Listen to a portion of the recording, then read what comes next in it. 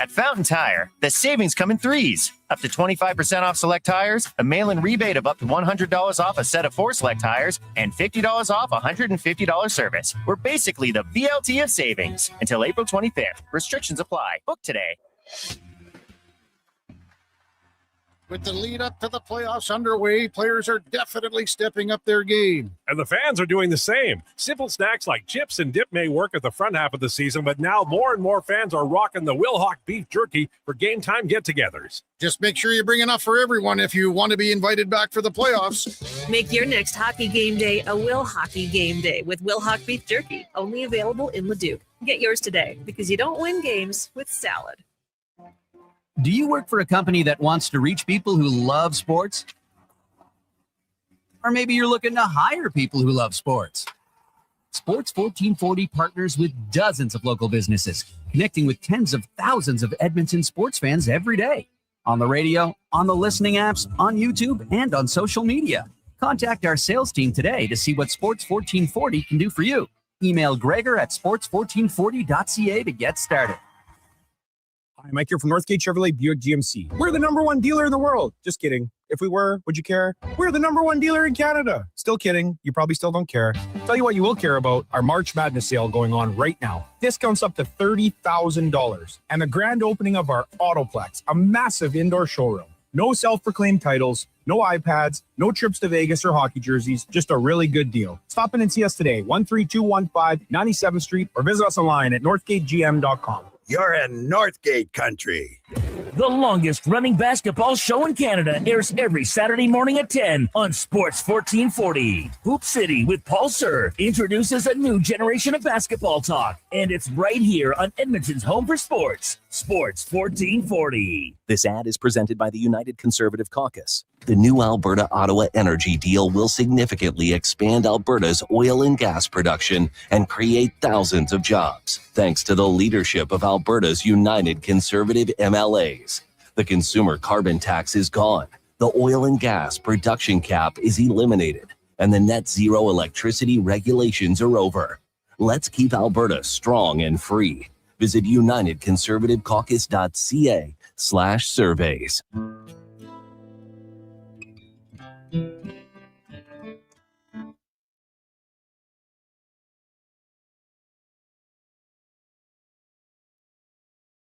Here's the Lowdown with Lowetide on Sports 1440. Presented by Wolf GMC Buick. We're making it easy. WolfGMCBuick.com.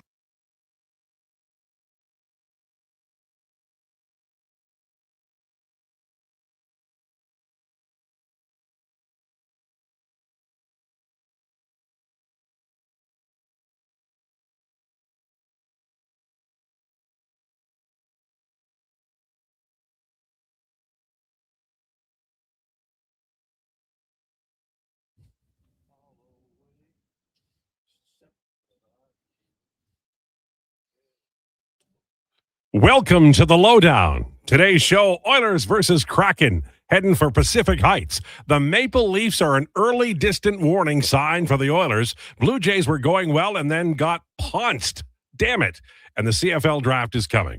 The Lowdown brought to you by Wolf GMC Buick. It's Truck Month, featuring their best deals of the year. Ask about 0% financing plus extra discounts for Costco members. WolfGMCBuick.com. We are live on YouTube and Sports 1440 Radio. Also online, iHeartRadio, Radio Player Canada, and sports1440.ca. After the show, we are on Spotify and Apple. We tweeted out on X. You can reach us anytime on Twitter at Lowetide, at Declan Krueger, at JFenwick04, and at Donovan Paulson. Text us anytime, too, at 833-401-1440. That's 833-401-1440. Donovan's here, so if you want to rage text to him, he'll rage bait back. That's the way it works. Our guest today, Tim Booth from Seattle Times. We're going to have a fun time talking about all manner of sports. Now, it's time for the introductions. These were written by my daughter. And they're sitcom characters. And I want you to know that no matter how bad it gets for these three gentlemen, it was worse for me because I'm Frank from It's Always Sunny because of the toe knife. I don't have a toe knife, but that's where she went. All right, here we go. Everybody ready? If he were a sitcom character, it would be Kramer from Seinfeld, specifically the Kenny Rogers chicken episode. Ladies and gentlemen, he's on No Sleep. It's Josh Fenwick. Josh Fenwick. I don't mind it, Kramer. He's a little out there. My favorite Kramer thing is from the Festivus episode where he says, "No offense, Frank, but this whole Festivus thing is a little out there." It was a great episode. All right. Are you ready? I didn't write this. Oh, no. Oh, that's a great start. It's a wonderful start. If he were a sitcom character, it would be Leela from Futurama. Has his feet on the ground, isn't going to take one damn bit of crap from anybody, and he's cool. Ladies and gentlemen, it's Donovan Paulson. Donovan Paulson. I can tell you didn't write that. Yeah, I know. And she made me read it word for word because, well, you know, she wrote it. Here's the last one. If he were a sitcom character, it would be Ross from Friends. Oh, that sucks. He's in control until he isn't and says things like, "You think?" and is absolutely hilarious. Ladies and gentlemen, Declan Krueger. You know what? Krueger. The description was incredibly apt. Unbelievable job by your daughter. Yep. Tip of the cap to her. Didn't love the initial namesake comparison, but is what it is. My girlfriend hates Ross from Friends. Like her least favorite character in the history of TV. At least he tolerates you. So it dug right here a little bit. Don't tell her I said that you were Ross. Pick somebody else. Pick Leela or Kramer. So not great options. No, you're right. You're right, but I didn't write him. And I'm Frank, for God's sake, with a toe knife. Like, that guy is the dumbest. I love him, though. So good. Did you see him naked when he crawls out of the sofa? Oh, yeah. I've seen that. God. I've watched, I think I'm like 6 episodes away from being finished the whole thing. And then you'll write it all, do it all again. Yeah. All right. The Oilers are winning. Other teams are kind of there. Anaheim losing in overtime last night against Toronto. Here's what I wonder, though, about this whole Pacific Division thing. And I'm going to start the show by asking you guys. We can go around. We'll start with Declan. Does it matter where the Oilers finish? Because it feels to me like, you know, Anaheim's banged up. They're having their issues. Vegas can't get a goalie to stop any pucks.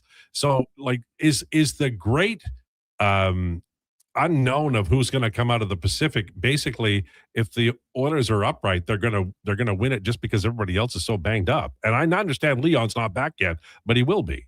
Yeah, listen, I've been really consistent with this to the point where I might sound like a broken record a little bit to the listeners, and for that I do apologize. I don't think it matters where Edmonton finishes in the Pacific. I think they're heads and tails the best team in the Pacific. I think they have the most big game experience. I think they have the biggest game breakers, and I think when you look at Anaheim and Vegas specifically, those are two teams with really glaring issues in team defense and goaltending for, you know, Vegas, team defense for Anaheim, that I just think Edmonton can overcome with their top end ability. So I've never been worried that Edmonton is going to be the team to get out of the Pacific side of the bracket and be in the Western Conference Finals. Still have no fear. Was more solidified over that 3-game win streak. Credit to what Anaheim's done this season. Like, they've had a really good season for a young team that not a lot of people expected, but playoff hockey is just so much different. The speed intensifies, the game intensifies. Every little minute thing matters that much more. To answer your question in the bluntest terms, no. Where Edmonton finishes in the Pacific does not matter. I fully expect them to be a Western Conference Finals. Donovan, do you worry about or think about the fact that Quenneville is he's a veteran coach, and he's been down the road and he's got the wars, and they did pick up some experience on the blue line at the deadline. Is Anaheim in any way a threat for the second round? Are they a threat? Yeah, but I'm not worried about that team in the grand scheme, because I look at that and I say, do you not look at them and think kind of New Jersey Devils when they first made the playoffs? Obviously not right now, because they're terrible right now. But when that team first made the playoffs with Hughes and Heischer and, you know, all these young guys coming up, Mercer and et cetera, I didn't think they would go on a deep run. Those teams always kind of peter out because they haven't had that heartbreaking loss. They haven't figured out how to win when it matters most. Sure, Joel Quenneville has, but as a coach, you can only do so much. Right. You can only instill so much confidence, instill so many things into a team's game. He's not the guy playing at the end of the day. So to me, they're too young, too inexperienced. They haven't been there enough yet to provide a real threat. I'm still looking at this as the Oilers, much like Deck said, this is the Oilers division to lose. Josh. Yeah, we were just sort of talking about something very similar to this about the wild card spot, and I don't think they have a problem in the first round. I don't think the Oilers have a problem in the first round. If the Ducks make it to the second round, a word that was brought up to describe if the San Jose Sharks would make the playoffs was naive, essentially. Not like this is a young squad with the Ducks, and so not really knowing, or like you're in the playoffs, but just like they're a young team, like they're having fun out there. So I think that adds a little bit of extra. You still have to show up because these guys are like, hey man, we're playing playoff hockey. This is awesome. Meanwhile, the Oilers are a little more like, we have an absolute goal that we have to play to, and the Ducks are like, we're just happy to be here. And I think that's a great point you make about both the Ducks and the Sharks. But New Jersey, not so long ago, the Devils were there as a team that was coming in and doing great things. It has not worked out for them, but they still have a young group of a core talent. Want to shift gears here a little bit to the Toronto Maple Leafs because they fired their general manager yesterday before the game, then won. And this is not a team like New Jersey, and certainly not like San Jose and Anaheim. Their future, they had a great former future, and now it's gone, boys. Austin Matthews is a couple of years away from bolting, if not sooner, and they're in a what the hell happened to that dynasty? It never got off the ground. Dynasty is a pretty strong word for a team that made 2 second rounds. But come on now. If you paid attention to anything they were saying in Toronto, it was a dynasty. Oh, yeah. But it died on the, and I'm not blaming the Marner deal. They just didn't bring enough skill back when they made the move, and they ended up being a team that had one or two players that could move the needle. But where do you go from here, guys? Because I think one of the moves you have to contemplate after you get the GM is trading Austin Matthews, and that's a reset at the very least. I don't know. I think Nylander and Matthews are young enough that you try and make it work for like 5 more years. You've got 2 years on the contract, though. I know. Like that's why I'm like, do you think do you think he would ever do a little Connor McDavid 2-year extension? Yeah, I probably don't either, but I just think can talk him in that. I don't know. Like this is the problem the Oilers have too, because you have to remain competitive. That's why guys like Savoy and Podkolzin are important, because you've got to replenish. The guys who are 30 plus are going to be less than they are now 2 years from now, and you've got to replace them. Toronto, they've got Nyes. What else does Toronto have? And that's why I think you heard that conversation in and around the deadline coming out from various NHL insiders that Matthew Nyes' name was out there, was because they heard the Robert Thomas discussion, and they heard 4 first-round pick quality assets, or former first-round pick type of players, and thought to themselves, we can get something similar for Matthew Nyes. And to me, that just tells you that Toronto views this as, we need to tear this puppy down. And to me, the only way through, if you're Toronto, this isn't going to sell tickets, this isn't going to fly in the market, but you have to tear it down. You're cooked. It's over. That's what I think. And it ended soon, but unless you can get if Matthews is on board, then you can use that. But they don't have, how many, do they have a Leon Draisaitl? Do they have an Evan Bouchard? Their defense is like putrid. Cooked. Forget it. Do they have an Evan Bouchard? Do they have a Connor Murphy? Man, it's tough. They've Evan aged. Bouchard's also a pretty high bar. Like that is a really, really, really elite offense. Do they have a Jake Wallman? Okay, but do they have? Let me rephrase I don't even think the they have a question. Connor Murphy. I hear your point. Let me reset the question. Do they have anybody on the roster that makes Austin Matthews go, yeah, no, I should stay here for 5 years? Well, William Nylander. That's it. And what about Nyes? Well, and Nyes, but I look at Nyes and I say, you could float an argument for Stellars or Wool. Is Nyes not just kind of like your substantially worse Zach Hyman, but younger? Yeah, that's fair. But you're trying to keep one of the best players when he's healthy, and that's the other thing. When he's healthy. Like I see Nyes as a 65-point player. Which is very good. Very good player. Yeah. And I like the future of Easton Cowan. He's having kind of a Savoy-esque season. Well, they haven't handled him very well. They haven't handled him very well, but I like what I'm seeing out of Cowan. So basically, my point is, I just look at this team right now and I say they have 5 forwards and 2 defensemen. And they've got a good goalie in Hildeby, and they've got other goalies too. So I think in goal they're set, but they don't have a lot on defense. They have too many. It's not even to me on defense. Their bottom 6, get rid of all of them. All of them. Yeah, it's a weirdly constructed team. It looks like a team that was running out of juice. My thing is there's William Nylander and Austin Matthews is 2. Even if you just want to say 2, forget Matthew Nyes, forget any other players we've talked about. That's still in, and they haven't done really anything right. And the lack of playoff success is obviously apparent. No one's denying that. But those are still 2 players that are in that's a pretty enviable position to be in. I feel like you can't just. Maybe you can just give up on that. I just think there should be something to be said for we have 2 guys. These 2 guys are really, really, really good players. We should at least take a stab still. Let me rephrase then another question. If they could get something back along the lines of Marner via free agency or whatever else, because I felt like the key to Toronto was they were always going to have a line humming if they had those 3 forwards. And once they traded, they got rid of him, and then they didn't. The trade was the trade, but they didn't get another real true skill guy in there. No, they brought in 4 third or fourth line players. Plumbers. Yeah. And the guys you trade for at the deadline. That's what they are. Exactly. Sorry, but that's what they are. And here we are, sitting here talking about this, but I think it's very easy for us to throw stones at them right now because they literally did just fire their GM. And let's be honest, Craig Berube is the other shoe that is going to drop. Yes. Either before the end of the season or when they finish the handshake line at the end of the year, they're like, all right, Berube, pack your office up. Actually, don't worry. We have all the boxes. All your stuff is there. Put it in the back of your car. It's going to be call a cab. Yeah. You can leave. So the teams that you could, I guess, compare this Leafs team to at their current state would be the Pittsburgh Penguins and the Washington Capitals. Well, I think Pittsburgh is better because of what Dubas has done this year. I'm just saying, flash back a couple of years. No, you can't. Pittsburgh, where they were kind of all. Yep. Do we blow it up or do we kind of stay the course? Same thing with Washington. Do we blow it up or stay the course? I would suggest that those Pittsburgh and Washington teams a couple of years back were at a better state than this Leafs team. And this is the East is tough, baby. It really is. Boston has done a pretty nice reset job. Maybe the new GM is going to have to do that. Who do we like for GM? Do we have any names? I know Doug Armstrong's name is out there. There's a couple I forget the name of their capologist. He's someone that's being mentioned, but I heard the Oilers capologist. I also heard their assistant GM.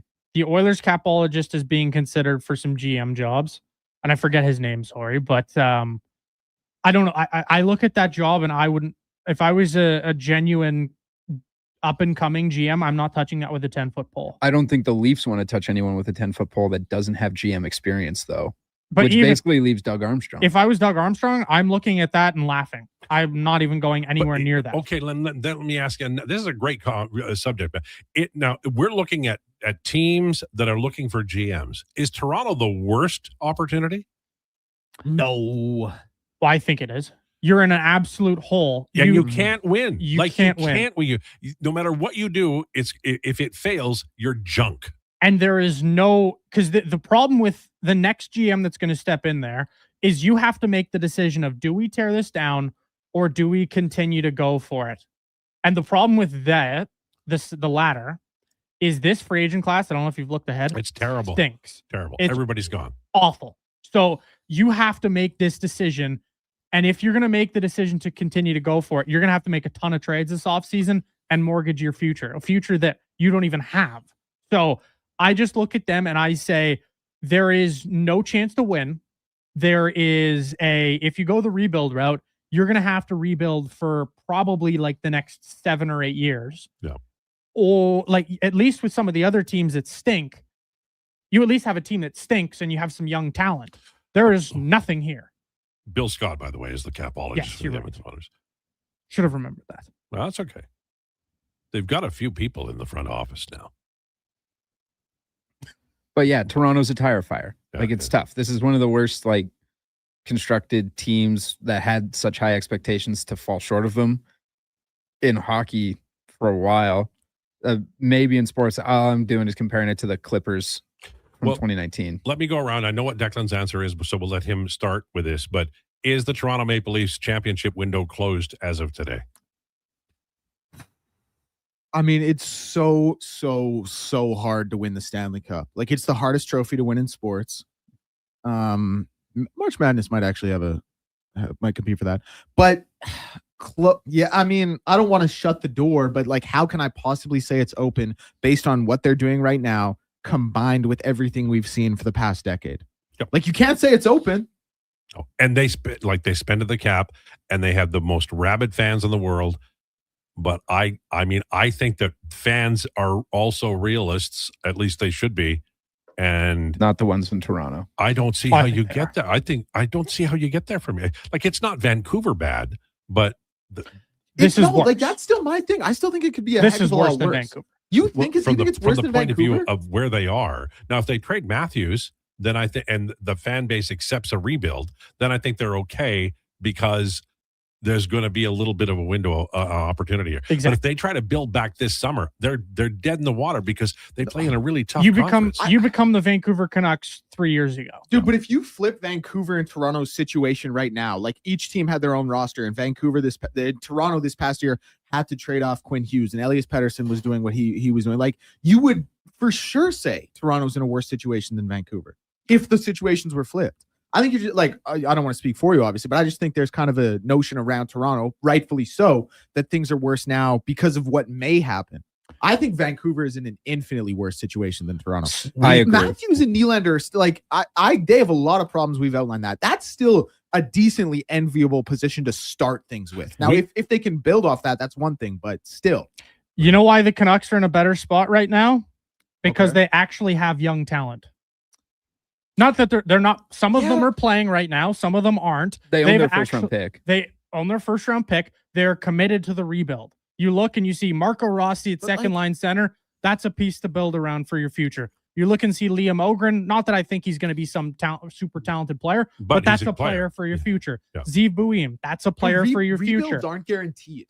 Of course, they're not guaranteed, right? But I look at the position that the Leafs are in right now, and they are hopeless. They're done. Like, it's over. They need a really smart general manager who can find young talent, and that's going to take a couple of years. I would say they have a sliver of hope. A sliver. The tiniest sliver. Yeah, if they were in the West, I might agree with you. By the way, that's fair. The one thing I'll put a pin on this and say, Keith Pelly, we had Lansky on Friday, and he said Keith Pelly is not a hockey guy. And the guy who makes the decision of who's going to be the general manager in Toronto has to be a hockey guy. And I think that's going to be one of the big problems. Okay. We're going to take a break. On the way, we're going to talk about March Madness. The Oilers, obviously, this Leafs thing seems to be interesting. So we'll talk about that and more straight ahead. We have a very busy day coming up in hour number 2. We have Declanations. And at 1:20 today, Tim Booth from Seattle Times will join us, and we'll talk about the Kraken. Lowdown with Lowetide on Sports 1440 and YouTube. Yeah.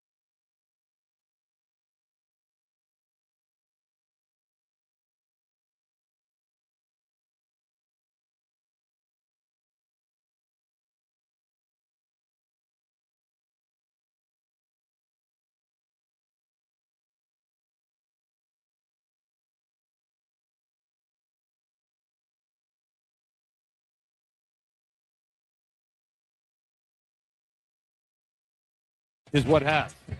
Similar to the last possession. He goes left, he's got two bodies. Oh, with the left hand.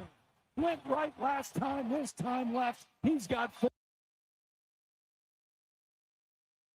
And Wenberg, far side. Orlov, Celebrini, shoots. Declan Celebrini with his 100th point of the season.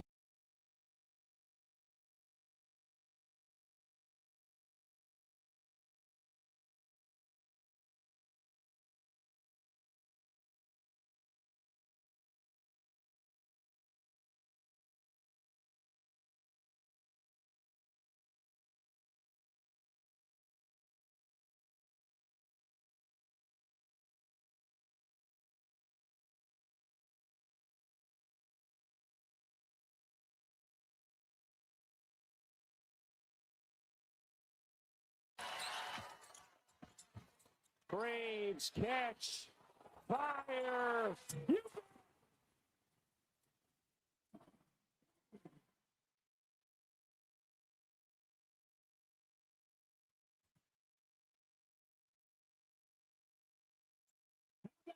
For some icing.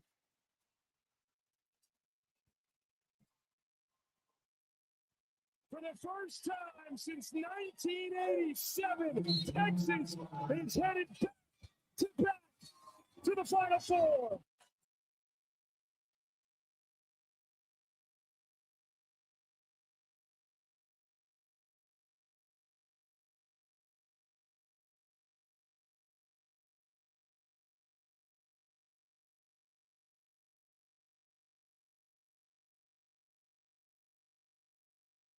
Check your mailbox for the latest McDonald's mailer loaded with delicious value for a limited time at participating restaurants in Western Canada. Legacy Heating and Cooling offers no payments and no interest for 1 year on your new furnace. So, when you wake up to no heat, call Legacy. If you need it immediately with no overtime rates. Call Legacy. If you need it immediately and want to combo it with AC. Call Legacy. Call Legacy. No payments and no interest for 1 year on your new furnace. It could only be Legacy Heating and Cooling.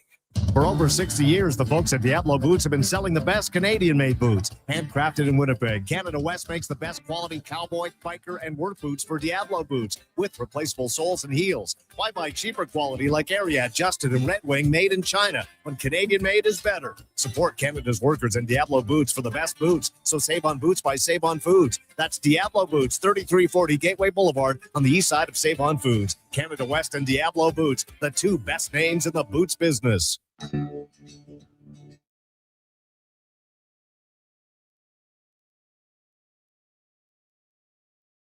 The Lowdown with Lowetide on Sports 1440. Can you fit Sports Encyclopedia on a business card? Presented by Wolf GMC Buick. We're making it easy. WolfGMCBuick.com.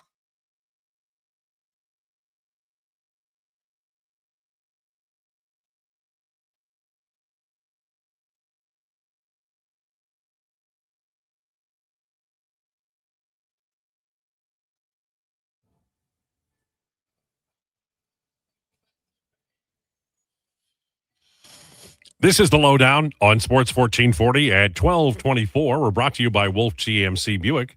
Another lovely spring day. Man, when is everybody heading to the lake? That's got to be soon. It's time for Rumors, brought to you by Great Canadian Solar. We believe you should create your own electricity. Let's build a brighter, sustainable future with GreatCanadianSolar.com. So with the firing of Tree Living, this is from Harry, we can stop the Leaf Nation narrative of McDavid is going home. That all-star, I remember so well reading the night that he was, that the lottery was won. They interviewed him, and everybody said he looks so disappointed. And I'm like, wow, I think he's probably in shock like everybody else because I don't think most people thought Edmonton. But McDavid has been, as Taylor Hall was, absolutely true to Edmonton and to the for over a decade now, the cause of winning a Stanley Cup here. And I suspect that will continue. Matthews, I think with his shorter contract, which was signed coming out of the longer one that he had, tells you that maybe there's a thought process behind leaving. Maybe I'm wrong. Maybe he's completely committed to Toronto. I'm not sure that that's the case or ever was. I think that was a money thing. Yeah. I think that's a greedy player. Yeah. Well, I mean, he's taken 2 short-term deals in a row, right? Yeah. And that's the way to get more money. Yeah. Right. 2 short-term deals in a row so that he can get this big one to end his career. And McDavid keeps shorting himself on his deals. He does not care about the money. No. He understands that money's just going to continue to roll in. And really, I mean, how much is too much? No. Right? Like, you've got generational wealth if you're Connor McDavid. Plus, that doesn't even include the corporate sponsorships that you get. And he gets a bag from that every year too. So for me, pretty well, man, the more I think about it, I think the Leafs just genuinely need to trade Matthews. I think that'll be the case. Stars and GM Jim Nill have agreed to a 2-year extension. Nill went there like a long time ago and they haven't won, but they're always around it, right? Like they're always near it. So excellent GM. Yeah, I think he earns the opportunity there. There's a couple of ways I want to go here. Let's start with the NBA story. Tom Dundon is buying the Portland Trail Blazers, officially buys the Blazers. Any thoughts on what that might mean? We'll start with you, Declan, about what that might mean to Portland. I don't think the franchise is going to go anywhere. But I guess a lot of people, like, the thing is, people got to remember when Seattle was bought, they were bought by an OKC businessman, and he was like, I want to put the city in my hometown. I don't think there is any ulterior motive here to get the team out of Portland. I think Portland really, they're very, listen, they love the Trailblazers. The Trailblazers do well there. It's kind of, obviously Seattle does well with their professional sports teams, but like in Oregon, it's kind of the professional sports show. I just don't think there's any reason to move it or anything. And now what's it going to mean? Like, as far for the team, I mean, it's a financial move for the person buying it. That's all it is. That's what I think anyway. I think he's a good owner. I do too. And I think that he's unusual. Like, he's a bit of a outlier. He shows up at the NHL draft and he's done very well in the makes NHL. notes, right? But his NHL team is like extremely efficient. They haven't won a Stanley Cup, but they're all around it. And he spends the cap. I don't view this as just a paper transaction for him.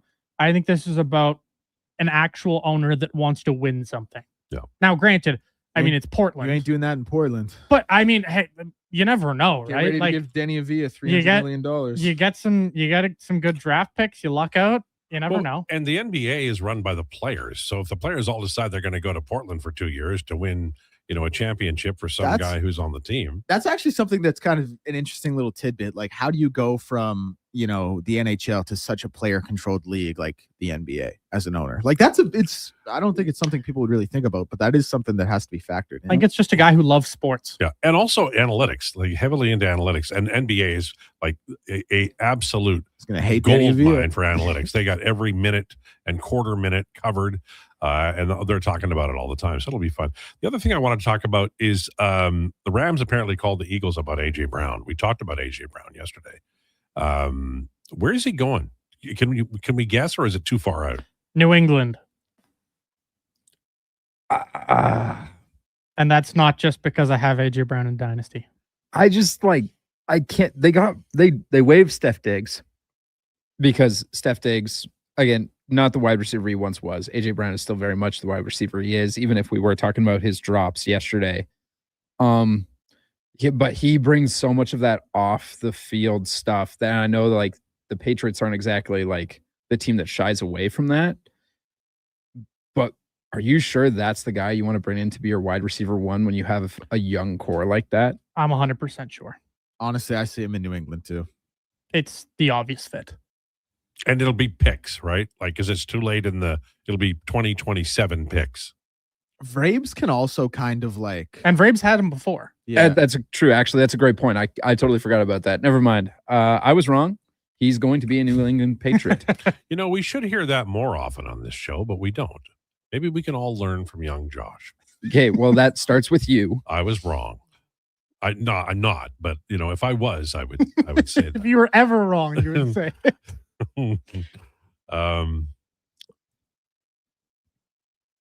This whole Maple Leafs thing is going to be a gold mine. It is a gold mine. You know what the other gold mine is? The Vancouver Canucks. Always. And their ownership story and taking away the guy's press pass. Trevor Linden told the ownership group what they didn't want to hear years ago. He said, you gotta do not try to contend. Just go find young talent, spend 2 or 3 years ratcheting up, and then go for it. And they piddled and diddled, and now they're really in a spot where they have to. They do have good young talent. They do. But they're not going to make the playoffs next year. No, or the year after, or probably the year after that. Yeah. They're a bad franchise. And I don't know if you've seen your, of course, regular guest of your show, Rachel Krychak. She had some input on that whole situation, and many others have made their thoughts known. What happened? Did she dunk on him? Oh yeah, she dunked on. Nice. Well, she dunked on their head of PR. No. I forget her name. She's such a legend. But I love Rachel. She dunked on their head of PR. She dunked on the Canucks. It's just the to kick a guy out mid-game and take away his press pass forever. This is Trevor Beggs, right? Yes. Yeah. Because he wrote a story about how your ownership group is intertwined in a U.S. court case and has been charged or whatever with this criminal thing. Mm-hmm. And he included a picture of the Canucks on it. Is basically what they got offended by, is what I read today. Well, the level the level of indignation has to start with, is the information in the article correct? And if it is, then you be better off ignoring it, and then it doesn't get the publicity. And even then, if you are that ownership group who has had so many public, I don't want to call them fiascos, but you in Vancouver, you've had so many public incidents where stuff has come out, whether that's Patrick Alvin saying, "Oh, you wouldn't believe the offers we got for Brock Besser," or like, it just, that organization, everything comes down from the top. The toxicity, the lack of, we'll say, they don't take responsibility for themselves. They are truly one of the worst organizations I've ever seen in sports. And man, if I was a media guy in Vancouver right now, after watching a guy basically lose his career over just reporting facts, I would probably be looking for a different market to work in. It's fascinating because the credentials give you access to a lot of things, but they also come with strings. And this is a great example of that. And I don't think, I'll be honest with you, I don't think it happens in the NBA like this. And I don't think it happens in like soccer in Europe like this. I also don't think it happens in any other NHL market like this. This is a particularly, I'll be interested in seeing where this lands eventually. Yes. Because my suspicion is he'll get his press pass back. They just made the statement today that he's not getting it back. Yeah. Indefinitely. It's going to be really difficult to enforce that. The problem is everybody who is in media is now on the story that they're mad about. Everybody. That's how it works. They are going to have some severe backlash for a long time regarding this. And to me, like, it's one thing if you don't like a reporter's story or article. You hear it from NHL players all the time. You've heard Greg's talk about it on his show regarding, NHL players coming up to you and saying, I didn't like this. Could we maybe not do this in the future? That's 100% fair. And if the Canucks ownership group or the Canucks PR would have went, yeah, let's, maybe rescind a little bit of this. Let's take a step backwards. Totally fine. But to kick a guy out in the middle of a game and just take away his press pass over him basically just reporting the facts. Well, the problem is this will have repercussions for all media. Yes. And so all media needs to look at this, honestly and say, because there is access that you gain from a media pass. Mm-hmm. But there's also responsibility that if it happens to one colleague, it can happen to another, right? Like if the Canucks are doing this with this individual, then what's stopping them from doing it with anybody else? And that's where you reach a point where there has to be a little bit of mutual respect, and that's lost. Yes. And so now the Canucks are, I think, in a very bad spot with this story and others that other reporters may have been working on. Maybe they'll work a little more aggressively on it. And to me, it also just shows that, so like in this market, I think we can pretty much speak freely towards the Oilers organization and what we believe of the organization. Yeah. That just tells you that there's like a choke order on, you better keep your lips sealed as what you think about our organization. You better keep your lips sealed. But the problem with doing that with the media, it doesn't get the reaction you think you're going to get. No. That makes them, okay, all right, it's on. Like the media is going to dig through trash to find a story now. Of course. Whereas in every other market, I don't know, if we were to say, you know, X thing about the Oilers organization, you would read it. Everybody else would read it. The Oilers organization, if they saw it and they didn't like it, they would have a private discussion with you. But that's about it. I've written thousands of things about the Oilers. And anytime anybody from the Oilers has ever been in contact with me, it was either to make a correction of something that was factually incorrect, or to make sure that I had received what I'd requested and gone through the right channels for. And they didn't do it publicly. No. This actually the people, and I can say this without a doubt, the people who are involved in PR with the Oilers are top drawer. They really are. The people that I have had the pleasure of meeting with Oilers PR, very nice people, and they do a good job. And I've even reached out to them about other media, and they would not buy into what I was saying. And they're like, "Oh, that's interesting you say that." But you have to be that professional, and they are. I will give them credit for that. All right, so it's 12:37 on the way. Tim Booth from the Seattle Times. We're going to talk about the Kraken. They're in it, man. We are not going to try to figure out all the different manifestations of who gets into the wild card, because it would take all day. But we will talk about it from the Seattle Kraken point of view with Tim Booth next. Lowdown with Lowetide on Sports 1440 and YouTube. At Leading Edge Physiotherapy, healing doesn't have to feel heavy, because in our SwimX aquatic therapy pools, you literally float your way to recovery. Whether you're dealing with arthritis, back pain, joint injuries, post-surgical rehab, chronic pain, balance issues, mobility challenges, or just feeling a little creaky, warm water and gentle resistance have your back, your knees, and your hips. Trusted by pro sports teams and rehab hospitals, our SwimX pools help you move sooner, hurt less, and recover faster. So take the load off. Let the water do the work. Life shouldn't hurt. LeadingEdgePhysio.com. Excavators, loaders, lifts, compaction equipment, and more. Find the XCMG construction equipment you need. Available for rental or sale at Japa Machinery Group. Japa, helping build Alberta from the ground up for 50 years. Visit japamachinery.com. Whether you're a craft beer connoisseur or more of a wine aficionado, there's always something new to discover at Sherbrooke Liquor, a unique family-owned independent liquor store. The selection, incredible. The non-alcohol section is also very impressive. Sherbrooke Liquor, expert, knowledgeable staff with a passion for unique finds. More than just a liquor store, we're a community. Alberta's best, the one and only Sherbrooke Liquor. Wine, spirits, and oodles of beer. Visit SherbrookeLiquor.com.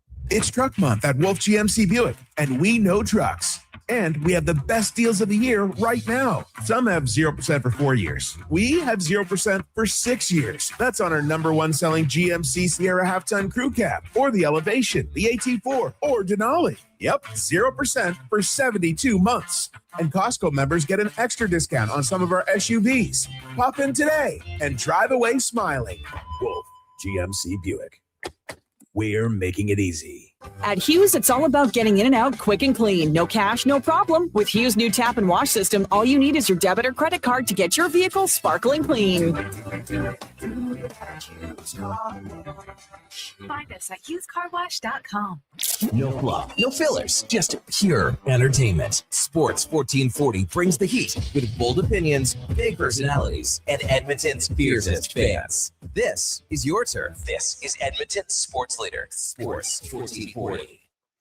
Booster Juice is going crazy for hazelnuts. No, not crazy. Nuts. Booster Juice is going bananas for hazelnuts. I mean, there are bananas in smoothies, but that's not the point. Banana juice is booster for hazelnuts. What? Just stop. Booster Juice is going nuts for hazelnut. Introducing the Nutty Monkey Smoothie, Holy Hazelnut Acai Bowl, and Nutty Booster Ball, all made with rich, creamy hazelnut spread. Try them today, only at Booster Juice. Canadian born, blending since 1999.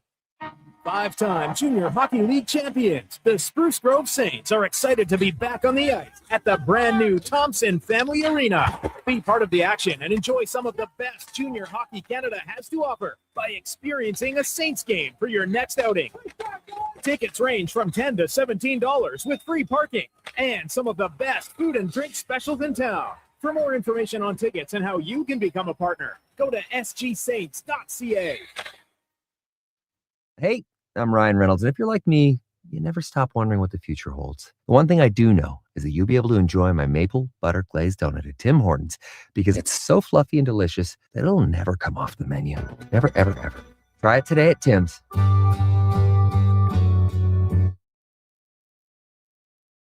Here's the Lowdown with Lowetide on Sports 1440. Presented by Wolf GMC Buick. We're making it easy. WolfGMCBuick.com.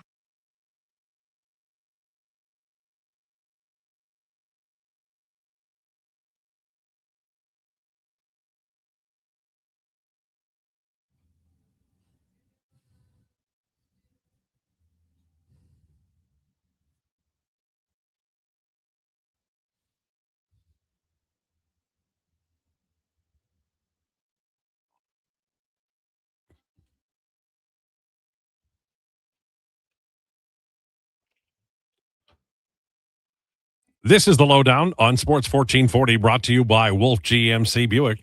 We're on Sports 1440 Radio and YouTube, and we're delighted that you're with us this afternoon. We are now joined by Tim Booth from Seattle Times. Tim, thanks for joining us. Oh, no, Tim's not on. He's on at 1:20. See, I was so ready for it, and he told me it was 1:20, and I still am ready. Get him on the phone. I'm ready to go. I got a great question. All right. I was so focused on the interview with Tim. I was there. I was in the moment. I'll never get it back. You know what's funny is like normally, maybe not normally, but conceivably, you know, if this situation arose, I could just be like, yeah, hey, I'll dial him up now instead. No worries. But he's actually doing an interview until 1 our time. So he was very much not good to go right now. It's okay. Yeah. And again, it's the host's job when the producer says that's 1:20 to actually pay attention to the producer. Yeah. No, you're at big fault. Yeah. No, there's no doubt about it. Say it again. I can't. I'm unable to, I can't say it. You know, if you might put it on tape and then run it a lot. I wouldn't want to do that. Actually, I'm wrong so often that saying I'm wrong is no big deal. I think that's true. Hey, listen, you were out at the CFL Combine. We haven't had a chance to talk about it a lot, and because of the fact that most of these cats are, somewhat unknown and they will be known, in the years to come. But how many of these, because there was a rule change not long ago about what made you qualify as a Canadian or a national, and it did tweak, and the talent level rose, immediately, helping your Rough Riders get some wideouts who are really good. Yeah. But is when you were at the Combine, did you notice a lot of that, or was it an amalgamation, and there was not a clear delineation between the guys who qualified, weren't necessarily coming from Canadian programs, and the Canadian programs? Is it sort of intermingled in terms of quality? Yeah, I would say definitely intermingled to that question. And also to anyone who is interested, we did a full kind of breakdown on Elks Nation on the Elks 101 podcast yesterday, so you can go listen to that. And I talked to a good fair few NCAA guys and asked them about that specifically. Like, you feel like you're coming from NCAA, that's obviously a higher level ball, no shade to you sport, but it just is. Do you feel like you're going to kind of come to this Combine and dominate? And a lot of them said, no, like, of course, we respect the talent level here. Like, everyone's here because they're potentially scouted to go pro. And to your question, actually watching them on the field and in the drills, there was not a discernible difference between those Division I guys who were there and some of the best U Sports prospects. And some of the guys who stood out the most were U Sport guys. Jesuleomi Ojuleteo. Ethan Stewart was another one, a DB out of McMaster, I believe it is. I'd have to double check. So there absolutely was, like, the talent level was on par between both of them. Did you get any physical altercations? People getting a little bit, frothy? No. This is the thing, and I was kind of joking with Eddie about this. Like, as soon as I bring up like a real football term, they're like, "Oh, this guy, like, he knows ball," and that kind of opens them up a little bit. You know what I mean? So, like, very quick off the bat, I'll drop cover 3 or something, and once they realize that I actually know what cover 3 looks like in American defense, they'll be like, okay, and then they'll be a little bit more open to talk to me. They'll have their guard up a little bit, and I don't know, I'm kind of like loud. I ramble a little bit with my questions, but no, it was good. It was great. It was awesome. All the conversations I had, those are going to be transcribed into articles. I'm going to put them on elksnation.ca. So looking forward to that. But no, it was a great time being down there. Loved seeing it with my own eyes. Great answer, but and I didn't ask my question properly. On the field, when they were running drills and there is some physical contact, did anybody get like outrageously physical? Like to the point of a disagreement or kind of a tilly or brawl type thing? Yeah. No, nothing like that. I will say this. When the offensive line and the defensive line were doing their one-on-ones, Like the defensive line was eating them up. Yeah. Like they were snacking on the offensive linemen that were out there at this combine. I told Eddie that. I was like, hey, you're going to like this. There were a couple offensive linemen there was one guy, Jack Warwick. I took a really special interest in him because he played out of the University of Saskatchewan. He went to Strathmore, Alberta. And you kind of know, right? Like these University of Saskatchewan guys, you feel like you can just plug and play them anywhere on a line. Yes, that's true. He had the slowest 40, which isn't, I mean, you're an offensive lineman. That's not that crazy. But he was bottom 6, bottom 10 in a lot of other categories. And he only had 12 reps on the bench. So tough day of testing for him. Yeah, it's funny because there are like Manitoba Bisons. They always have the skill guys. Like Dembski came from there, and they've got a few guys over the years who've been able to transcend. Eddie Steele? Yeah, well, I was gonna, I mean that's like number one.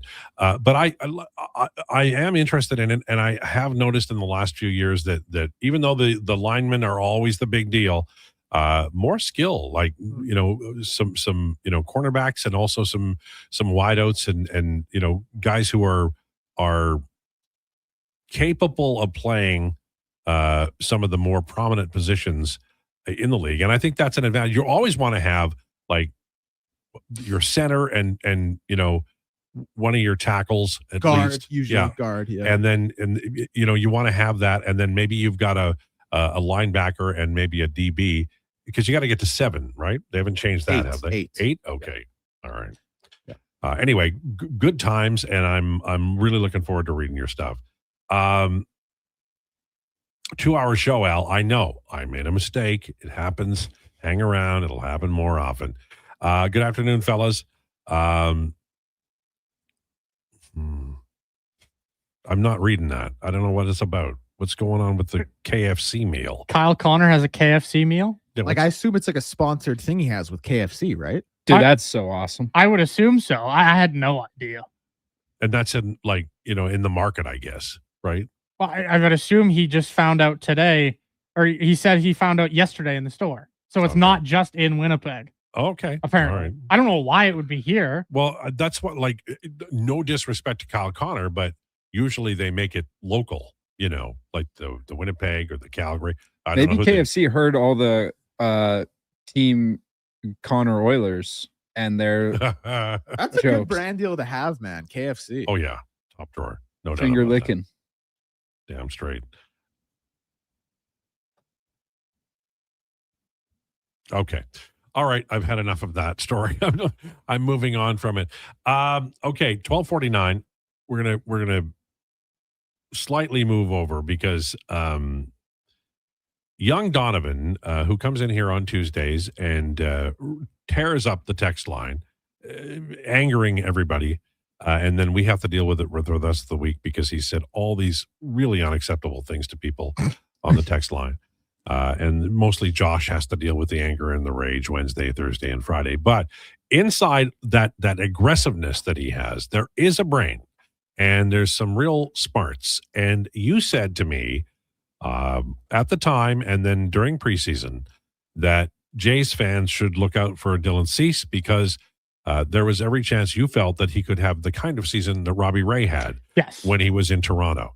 And I don't want to get ahead of myself, but with his first outing, I thought he was really good. And you kind of felt like, man, he could pitch another 3 innings. He really did look sharp. He was exceptional.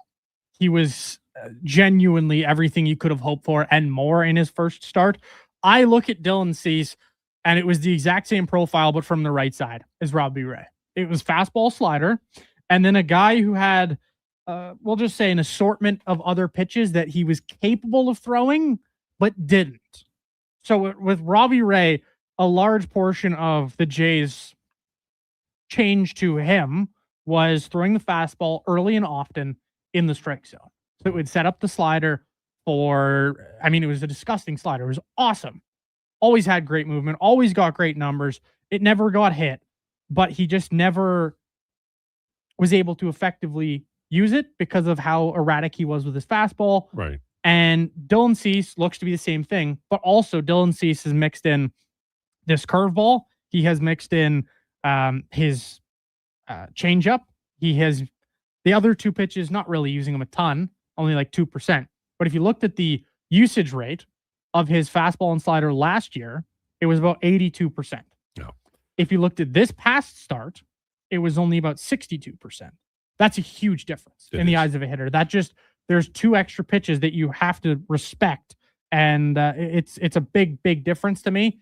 So Dylan Cease, man, the Jays pitching. I wanted to ask you about one question about Cease, because just observing over the years, Cease comes up with the White Sox.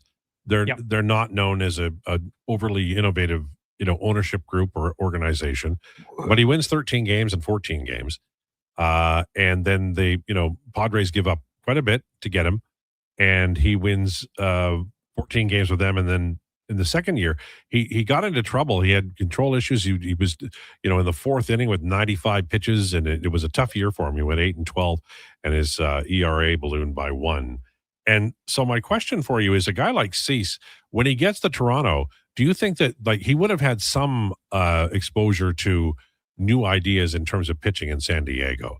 But do you think this is his situation in Toronto might open up a lot, because he'll be introduced to new ideas and new things, and maybe, as you say, in terms of pitch selection and cutting back on what people are thinking he's going to throw, that sort of idea may have not have been presented to him in the same way now that he's in Toronto. Maybe that'll happen for him. Yeah, sometimes it's just about message. Sometimes it's about just game plan as a whole. And I know he talked a lot himself when he signed with the Jays about what the Jays pitch was to him and how they were planning on improving him as a pitcher. And you look at the career rap sheet, as you mentioned, and there is a second place Cy Young finish and a fourth place Cy Young finish. And that's tells you what the quality this guy can have is. So for him, it's always been about finding consistency. And it's not necessarily that option wasn't presented to me in San Diego. Maybe it was just the messaging. Right. Maybe it was a guy who maybe had a change in mentality, a change in mindset after having what was a really disappointing season last year. The numbers, if you're a huge ERA guy, he had a 4.55 ERA last year, which, simply put, just isn't good enough for a pitcher of his caliber.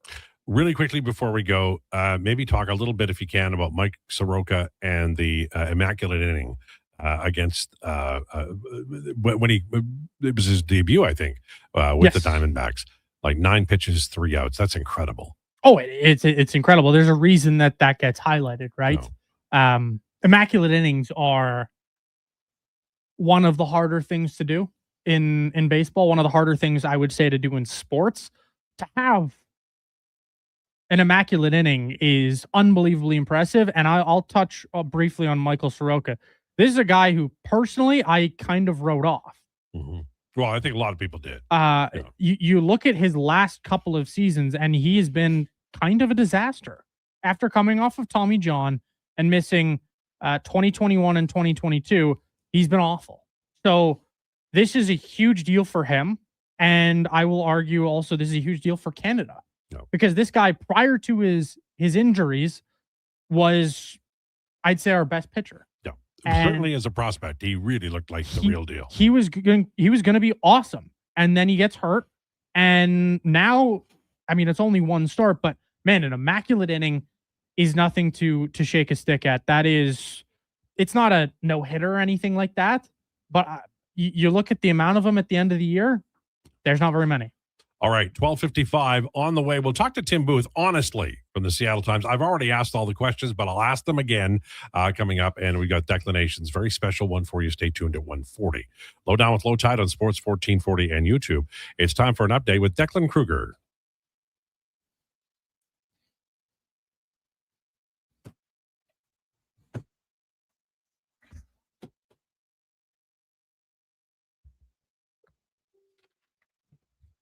Apologies on that one. Your Sports 1440 update brought to you by Custom Floors Inc. Floors done right for homes or businesses. Visit the new showroom, 11577 149th Street. Now open 6 days a week, Saturday hours from 10 to 2. And you can visit customfloorsinc.ca to bring your flooring project to life. Edmonton Oilers, of course, in action tonight, playing host to the Seattle Kraken, a 7 p.m. puck drop for that one. The day's action will get going at 5 o'clock with 6 different games. Stars and Bruins, Islanders and Sabres, Canadians and Lightning, Ottawa Senators in Florida to take on the Panthers, and the Devils and Rangers. In the NBA tonight, we will see the action going at 5 o'clock as well. Phoenix and Orlando out in Orlando. The late games in the league. We'll see the Cleveland Cavaliers in LA to take on the Lakers, and the Portland Trailblazers also in LA to take on the Clippers. MLB action will get going at 4:35 today with the Rangers and the Orioles. We'll also see White Sox, Marlins, Pirates, Reds, and of course the Toronto Blue Jays playing host to the Colorado Rockies. 5:07 first pitch for that one. Max Scherzer on the bump. News from around the sporting world as the Dallas Stars have extended GM Jim Nill on a 2-year deal. And ex-Maple Leaf Mikhail Grabovski has been charged with assault after a minor hockey incident in Markham. I'm Declan Krueger. This has been a Sports 1440 update.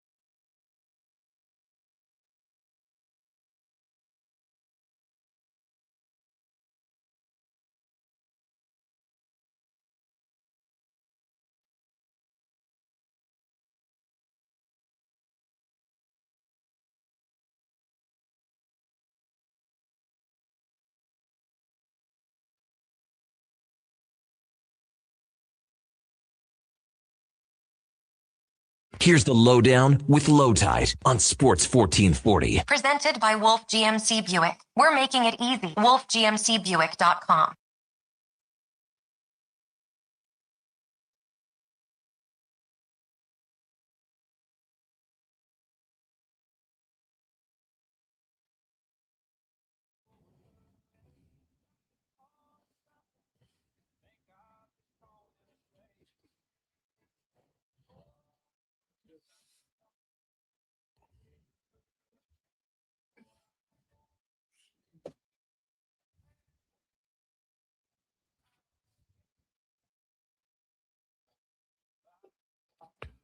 This is the lowdown on Sports 1440 for Wolf GMC Buick. It's Truck Month, featuring their best deals of the year. Ask about 0% financing plus extra discounts for Costco members. WolfGMCBuick.com. It is 5 o'clock somewhere. We play that for Donovan's big country music fan. Obviously not as good as the original song. But, yeah. Keith Pelly says he doesn't foresee a rebuild for the Leafs because they already have foundational pieces in place by Chris Johnston at The Athletic. It's going to go well. And who are they going to sign to turn it around? But here's the problem. Tell me what their defense, how many things do they have to do on their defense to get better? 3, at least. And there's not 3 out there, man. And that's assuming that Oliver Ekman-Larsson continues to have this type of season next year. Ekman-Larsson's been awesome. Like they could sign Connor Murphy. No, they could sign him. That's it. Declan, Rick Campbell signed on as coaching analyst. This is via Elks Nation. Just seeing this here. Have you heard anything about that? Yeah, signing on as a coaching analyst. He was the special teams coordinator in Ottawa last year. Ryan Dinwiddie comes in as the new head coach, so he's out. Didn't have a great year as the special teams coordinator last year. But yeah, listen, won 2 Grey Cups with the Elks as an assistant back in 03 and 05. Head coach of the year, Grey Cup champion as a head coach. Record isn't the best, but good coach, good mind for the game. Excited to have him on board. And in the role he's in, coaching analyst, I think it's going to be very well for the staff. Well, the bloodlines are good, right? Like his dad was pretty damn good. Riders legend. People don't forget, but I want to bring it up again. I forgot. The Oilers lines go like this for tonight. McDavid with Podkolzin and Savoy, Nuge, Hyman, Roslovic, Dickinson in the middle with Szymanski and Kapanen, Henrique with Jones and Lazar. A couple of guys on their way back, including Frederick and Doc, not quite there, could be later in the week. Ekholm, Bouchard, Nurse Murphy, Wallman, Emberson, Ingram to start tonight. Jari gets the next game, and then I guess Nashville would be Ingram based on the rotation and what we might see. That Nashville or that Vegas game is huge, but they all are. What are you putting a scale of 1 to 10? 10 being they're going to win the Pacific, 1 being not a chance, and don't care is not an answer. What do you think the chances of the Edmonton Oilers winning the Pacific is? Don't care. Wait, no, hold on. I'm not allowed to say that one. I'll give it a 7. The Ducks are on a touch of a slide here. I mean, do they play head-to-head one more time? No. No, that's it? Okay. So the Oilers basically have to win in reg all the way down the stretch here, in my opinion. Yeah, and Toronto did a small favor. The Ducks only pick up 1 point. Really quickly back to our opening conversation about the Ducks and about, are they a threat? Things like, if you guys had to guess, how many teams in the West have less regulation wins than the Ducks? Without looking it up, you just had to guess. Is it 2? Sorry, I already looked it up. Right, I'm on the NHL website. I'm not allowed to guess. I'll say 3. It's 4. Okay. In the entire Western Conference, the Sharks, the Blackhawks, the Canucks, and the Kings. Like that doesn't exactly scream to me as a threat. You know what I mean? They're 3-on-3 merchants. They're shootout merchants. But they 8-0 in the shootout. But they could ride to the Pacific Division doing that, and that's my question. Can the Oilers catch them?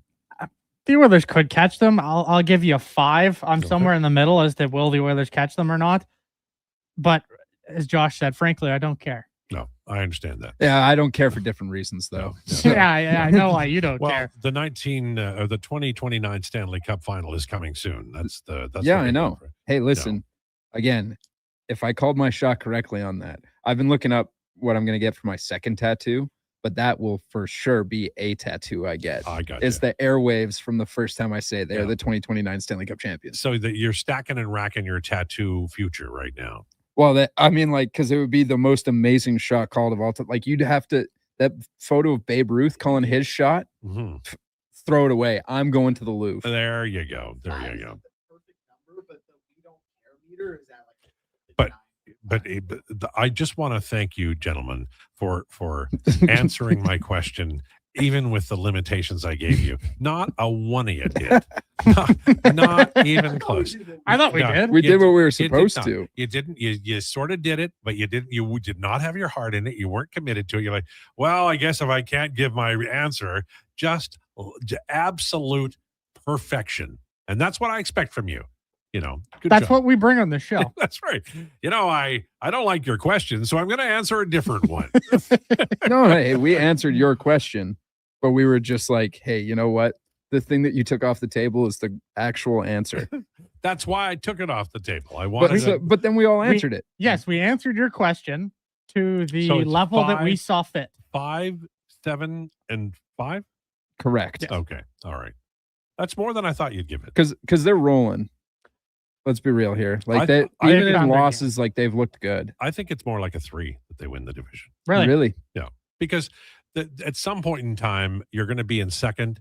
You're going to go, okay, They're in second. They're 4 points behind the Ducks. Right. But they're in second, but you're going to be solidly in second. You're going to have that button down, and then you might want to give, somebody a rest. So I would just suggest that the Ducks probably do have a little bit easier of a schedule. It's debatable, though, to be honest. Like, it's pretty close in terms of schedules. They both have some cupcakes in there, but the Ducks maybe have a smidge easier in terms of scheduling. But I just look at it and say, yeah, I feel like the Ducks, I don't think they're legit. I think they're just a young team that's not quite there yet. So I feel like they're going to peter out down the stretch here and into the playoffs. I feel like the Oilers have only just gotten going. No. I feel like those defense pairs have really changed everything. 7 after 1, Lowdown with Lowetide. Coming up at 20 after, we're going to be talking to Tim Booth from Seattle Times. I have my questions ready. I will tell you that much. Greater Man Jay says, hey, boys, can Donovan comment on the great flag football debate? He missed. Oh, Jesus Christ. Wow. Wow. We don't need to get into this are? again. Did we forget? He's luckily not in the room right now, so I'm not going to get reamed Well, out. Jesus isn't in the word. Neither is Declan, and you should be happy for Even both. I wouldn't say that. Well, you didn't say the whole thing. You stopped yourself. So I did stop myself. Yeah. Because Declan again would get upset with me if I said the whole thing, and I recognize what I was doing. Jesus is not was wrong. happy either. Just so you know, I'm aware, At least but say actually, I Jesus. think he's looking down right now and is going, "We don't need to revisit this topic of conversation." That's Not true. me, you're going to have to answer. Here we go, ladies and gentlemen. Here we go. It's not him. I'm going to have to answer to either. Quite frankly, we've got 7 minutes, and I want to take care of this. We had a conversation not long ago about a flag football game in which Jalen Hurts was on the field. Yes. And NFL players were on the field. Mhm. And these young men over here took the opportunity to say, Declan, do you want to frame the issue again Yeah. the way you did originally? And I'm glad you gave me this opportunity because, to your credit, I don't know if I went about it the best way possible. So basically, my thing was the NFL players had been campaigning, saying, we're going to go to the Olympics to play flag football. We're going to be the ones out there. This is going to be our thing.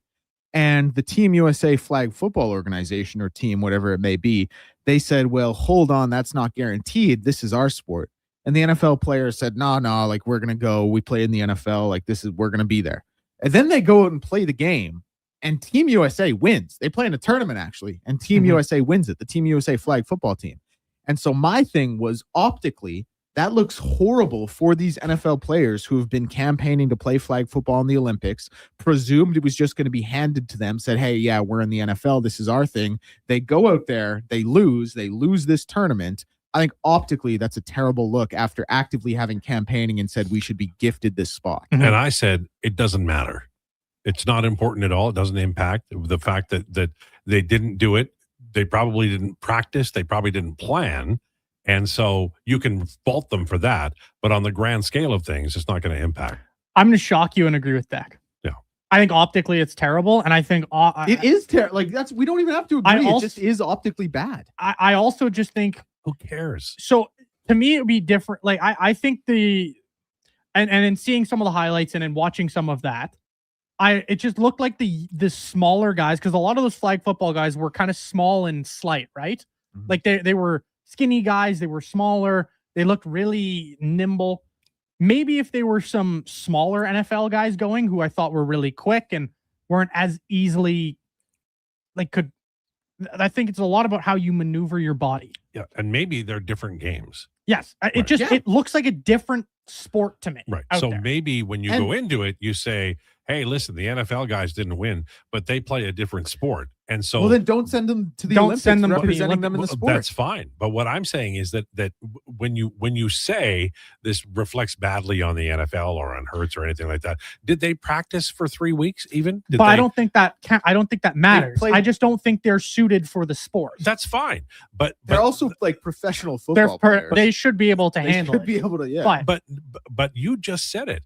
That you're playing professional football in a different way against guys who are physically built differently as an advantage in the game that they're playing. Donovan, don't have to hit anybody, so you don't have to be 270 pounds. Yes. Donovan, this was kind of the analogy I used. Yeah. Like, I think it would be a bad look if Nathan McKinnon and Connor McDavid and Nikita Kucherov and Zach Werenski and Cale Makar and Connor Hellebuck went and played a ball hockey tournament against ball hockey players who did it once a week and lost. Like, I think that is a terrible look for the NHL. I'd agree. Yes. Okay. There we go. I'd wholeheartedly agree. It's just it's not a good look. That it's a different game. It is a different game. It's not like it's not like it's football to cricket. No, but it is a different game in that the players, the NFL players clearly didn't research this very well. But you said it yourself. You don't know that. Maybe if they'd had a bunch of DBs in there, they would have played better. This is a different game. I don't see how you can walk away from this. DB hands? No way. I don't think how you can walk away from this and go, my God, this really reflects bad on the NFL. It's a nothing burger. I don't think it reflects badly on the NFL themselves, but I think it reflects poorly on the guys who are out there. The guys out there. I like, to me, in watching that, I think it was very evident that if you're going to bring NFL players, to me, I think you need to bring guys like, and this is crazy to say, but a guy, like a Josh Downs, where you're really small, and I think you can maneuver your body, and you're nimble, and you can have no kind of be shifty. And like, you're a smaller guy who's maybe 5'7", 5'8", 5'9", and you've got this body contortion level to you. Like, to me, like, if you're going to bring out guys like Jalen Hurts, it's not going to work. And that's fine. Which is to me, it's also it's a bad look for those guys. Yeah, like, let's just break this down. You acted like you were going to go out there and crush them, and you just walked out there and embarrassed yourself. The NFL players lost a football game to non-NFL players. Like, that's a pretty tough look. A different kind of a game that they did not, I'm sure, prepare for. But at the same level, it's still football. It's just you have flags on you. We're not comparing apples to lemons right now. Here's the thing. You even said it. You said physically they're different, right? They are. Yes. Yeah. So for me, the NFL players might have misjudged this completely. But if we're doing anything but treating this like a nothing burger, then I don't know what to tell you, because it's nothing. But I don't know how you can treat it like a nothing burger when they've actively said, we want to go to the Olympics. We want to be there. And we want to win the gold medal. I always think we're the top dogs. I've always think you should send the flag football team. They're the ones who did all the work, and they're the professionals in that part of the game. Absolutely. Valid. But you don't also think the NFL players playing a football event and losing is kind of a bad look? If they were serious about it, they would have done more. How do we know they weren't serious about it? They're the ones who said, we want to go, we want to be there. Why did we just presume they were not trying? Like, how do you approach a completely different game? It is a completely different game. It's not. It's different. I wouldn't say it's completely different. Completely different would be polo and football. We've just talked about the size of the players in the flag football game. This is a completely different game. And look, you can say the NFL players didn't research it, and that's a bad word to use because it wouldn't have been research. But the fact of the matter is the NFL players tried, didn't work, and nothing, not even a ripple. It's nothing. Let the flag football team go. They should have gone anyway. And we'll all learn to move on and not ask NFL players to play flag football against really good flag football players because they won't win.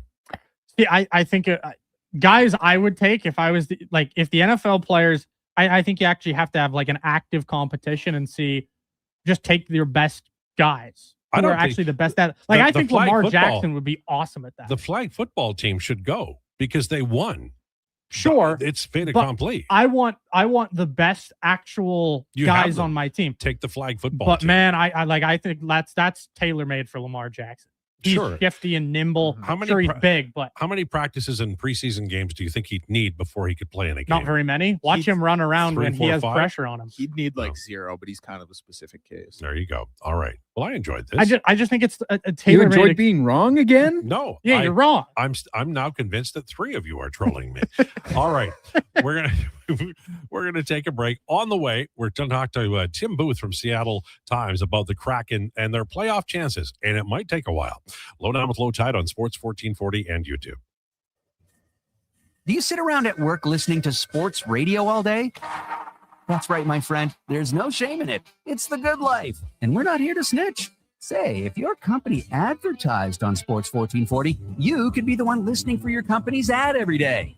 Now you've got an excuse to listen to Sports 1440 all day. It's part of the job.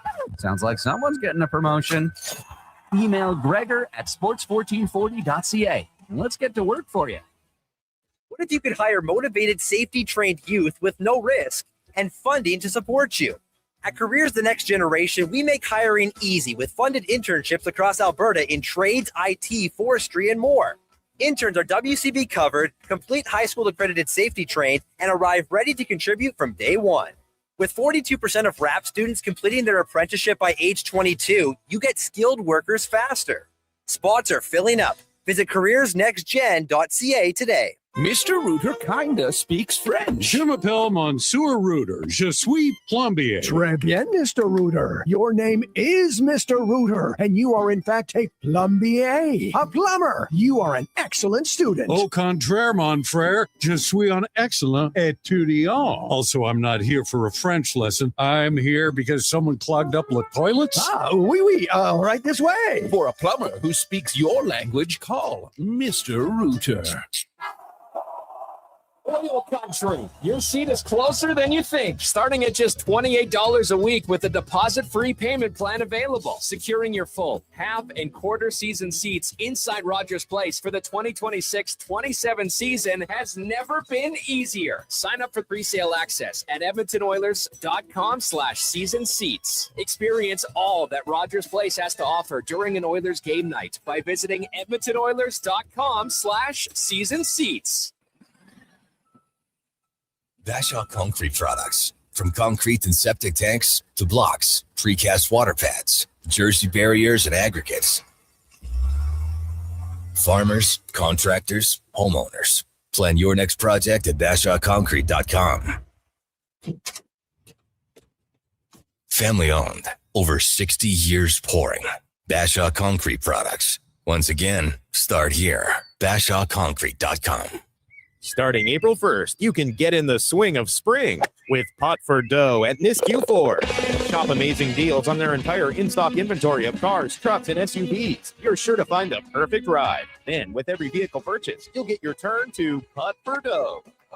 Just sink your putt to win fantastic prizes like gas cards, big screen TVs, Blackstone griddles, and more. See dealer for full details. Find your new ride at niskuford.ca. Above expectations.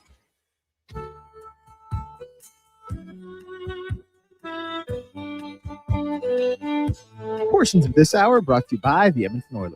Oilers fans, season seats have never been easier. Sign up for first access to full, half, and quarter seats starting at only $28 per week. Visit edmontonoilers.com/season seats. The Lowdown with Lowetide on Sports 1440. Can you fit Sports Encyclopedia on a business card? Presented by Wolf GMC Buick. We're making it easy. WolfGMCBuick.com. When that sun is high in that Texas sky, I'll be bucking at the county fair. Amarillo by morning, Amarillo, I'll be there. Sports 1440 brought to you by Wolf GMC Buick. It's Truck Month. Check them out at wolfgmcbuick.com. 1:20, we have Declanations coming up in 20 minutes from right now. Looking forward to this conversation for several different reasons. Tim Booth from Seattle Times joins us now. Tim, thanks for joining us. Appreciate it. Yeah, thanks for having me on. So I was going to try to explain the different ways the Seattle Kraken could make the playoffs as a wild card. And then I thought I would ask you, but I didn't want you to hang up. So let's not talk specifics, but there is a way, especially because they have 2 games in hand on the Nashville Predators, there is a way for the Kraken to make this postseason. Yeah, there's a path. I don't know if that's a path that they will actually decide to go down. But there's the math works that they can actually get there. They need a little bit of help, and yes, having 2 games in hand on Nashville is a big deal right now. Getting a point tonight would be pretty massive, frankly. If they could get out of Edmonton with at least a point, if they could somehow miraculously get 2 points out of tonight, then I think the math starts to change a little bit more in their favor. But they have a really tough closing schedule. They have an incredibly tough closing schedule. And so every little point that they're able to pick up here keeps them in the race a little bit longer, even if it doesn't seem likely that they're going to be able to catch Nashville or the Kings or, whoever ends up claiming that final wild card spot. The Mammoth game, and I hate to use the word mammoth twice in a sentence, but it's very large on Thursday as well. So this week, really kind of, I think, the game tonight and the game against Utah are going to dictate a lot of how the things look by the weekend for the Kraken, right? Yeah, it's the next 5 days, really. I mean, you got the Oilers tonight. You come home where they have not played well post-Olympic break. They've been pretty terrible at home post-Olympic break. Come home for Utah on Thursday night, which is obviously a really significant game. And then you've got Chicago at home on Saturday. And Chicago, it represents one of two maybe breathers that you would consider looking at the schedule coming down the stretch, because right after they play the Blackhawks, they have a back-to-back in Minnesota and Winnipeg. And then they come home for Vegas, Calgary, and the Kings to close out their home schedule. Oh, and they get a back-to-back in Vegas and Colorado to close out the regular season. So there's not many opportunities. You look at the schedule going forward and go, oh, there's 2 points right there. Oh, there's 2 points there. They're going to have to grind every point they get coming down the stretch here, and it still might not even be enough to catch, one of those other teams because of how poor they played coming out of the Olympic break and now having to go into this really difficult stretch of the schedule. At the deadline, one of the players that was sought after in a lot of markets, including this one, was Bobby McMahon. He ends up going to the Kraken for a fourth and a conditional second. And just looking at the numbers, especially the 5-on-5 scoring, Bobby McMahon has made a difference there for Seattle since arriving in the last 8 games. Absolutely. And he brings a little different element that they've just been lacking in their forward group, he's just fast. Like, he's really fast. And he's been able to translate that speed on the ice into scoring opportunities and then converting some of those scoring opportunities. And he's just something different that they did not have among their forward group. They don't have really that blazing guy who can just skate past everybody and create a chance. Berkeley Catton maybe can become that guy eventually, but he is a kid. He's a rookie in his first season. It's tough to expect that kind of impact in your rookie season. But McMahon's a veteran. He was described as a late bloomer when it came to his professional career and finally getting going and truly getting an opportunity in Toronto. And I think there's he's kind of created a bit of buzz among fans here about, well, he is a free agent. What if we bring him back? What if they can get him back at a viable number for next year? And how does that change maybe some of what they view as some changes that are going to happen to their roster just because of the number of UFAs that they have right now? He's come in and made a really strong impression. He played for Lane Lambert when Lane Lambert was an assistant last year with the Leafs.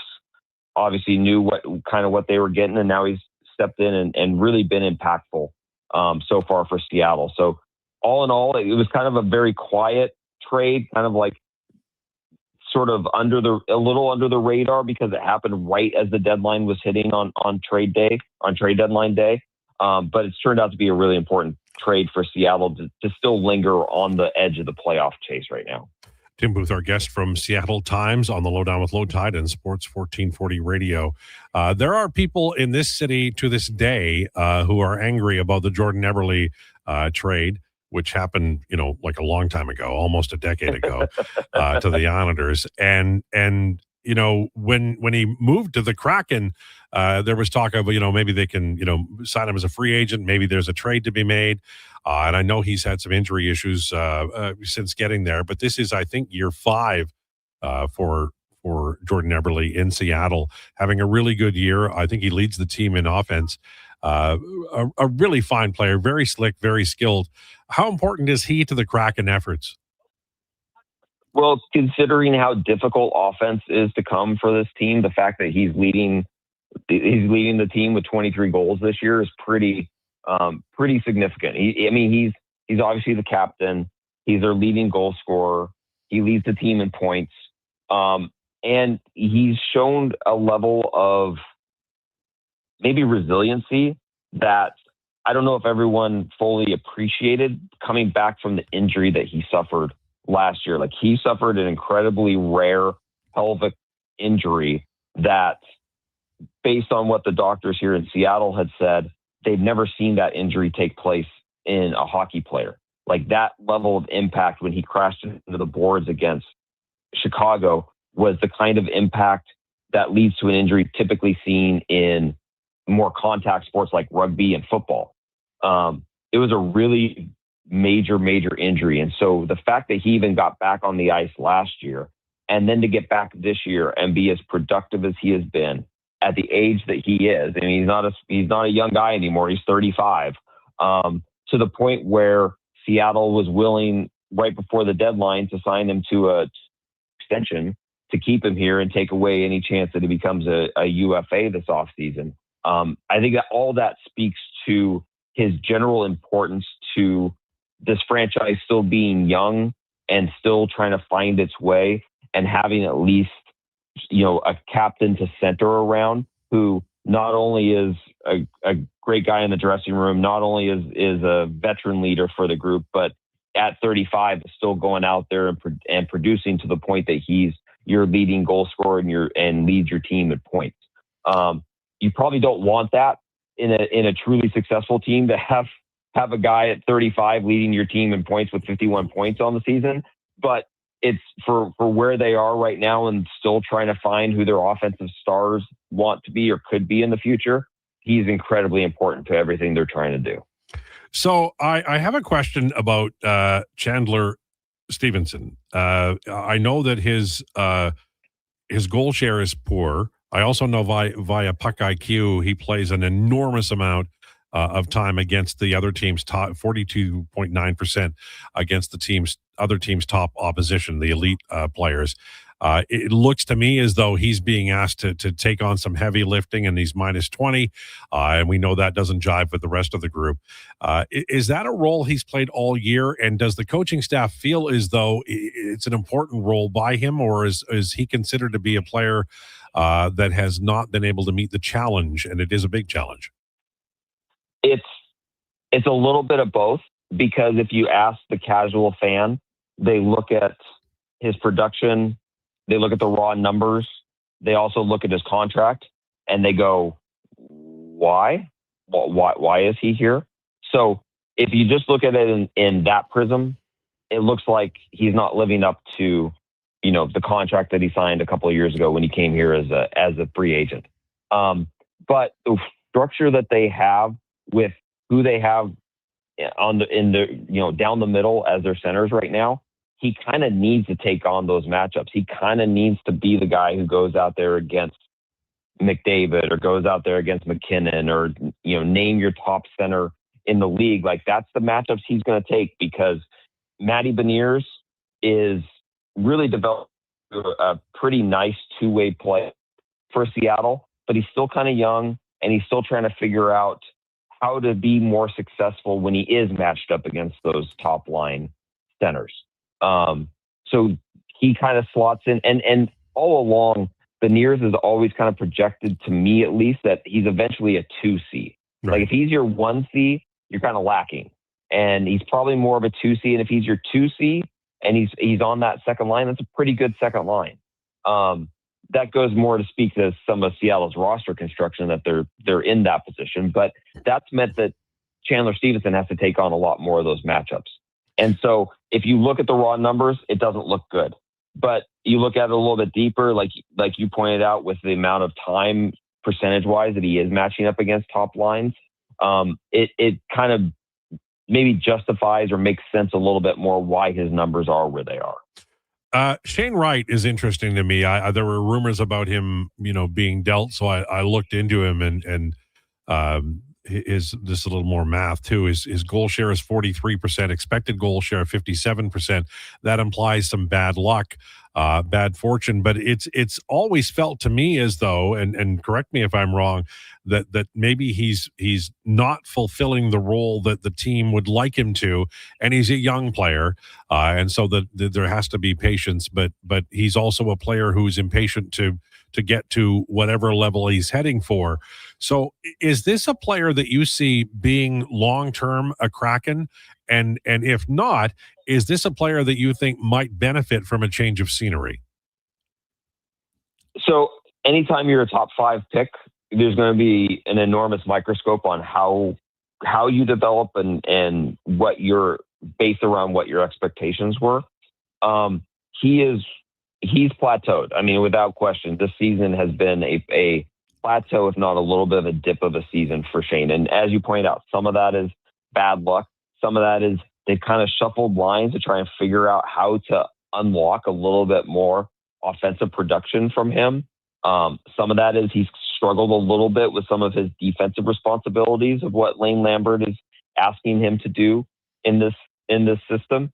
The talks about him being on the trade market before the deadline seemed to be very real, all the way back to some rumblings in December and January about a potential move for him.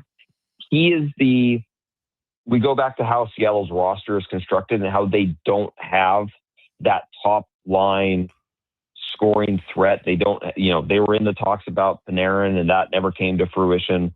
There were even conversations about maybe Robert Thomas right before the deadline from St. Louis. Like that's the guy that they're lacking, the guy that they know can go out and get them a goal when they need a goal in a pressure clutch situation.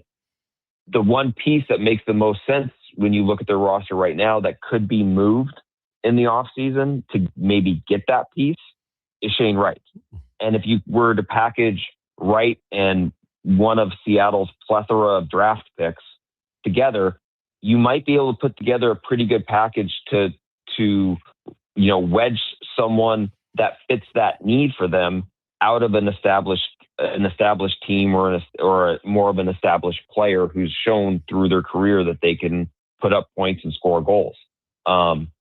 So whether he needs a change of scenery, I don't know. It seems to lend that might be the case, but he also remains the most obvious young piece that has some proven NHL experience that Seattle might be able to package together this offseason to do something that really might impact their offense on a bigger scale. And then obviously with that comes the risks of trading away a top 5 pick and what he maybe becomes in the future.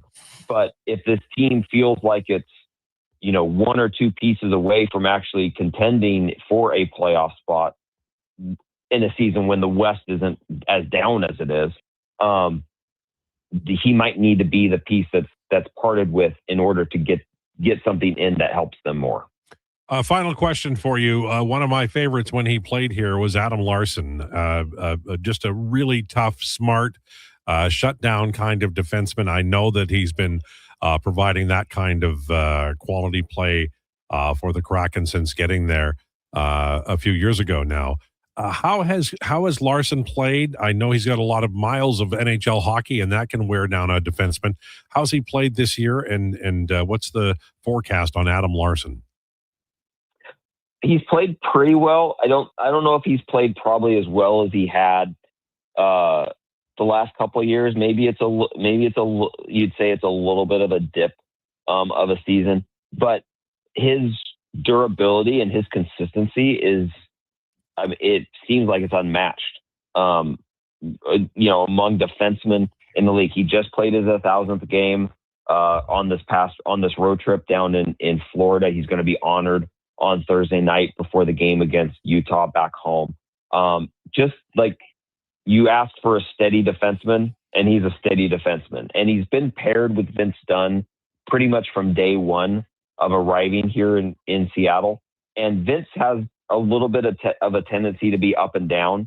And so to have someone as steady as Adam paired with him for this long has really made them into a very effective duo. on the blue line for Seattle. He's quiet. He's unassuming. He hated all the attention that came with his 1,000th game. He'll hate the attention that comes with the ceremony on Thursday night. But he's just as steady as they come that you could ask for from not just a professional, but a guy for a young franchise to come in and be as consistent as he has been. There's a chance he's going to play in 82 again this year. Everything. He's not going to be flashy. He's not going to put up numbers for you, but you need someone just to play consistent, solid defense for you. He's your guy, and he's very much lived up to that in Seattle. Tim Booth, thank you so much. Appreciate your time. Enjoy the game. Thanks, guys. Appreciate it. There you go. Tim Booth, Seattle Times. We've got the what time is the pregame, Josh? What time is puck drop? You have the actual.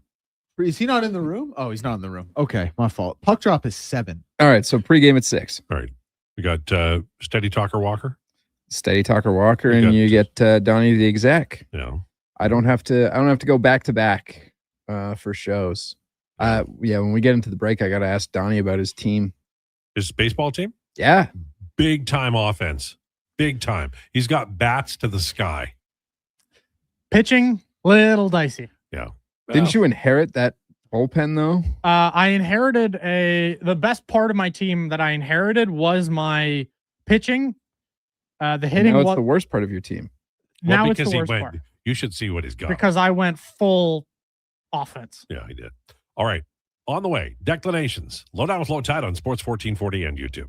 For many families, the stress of divorce can throw your life out of balance. The loss of a relationship, ongoing conflict, mounting legal bills, and uncertainty about the future can feel overwhelming.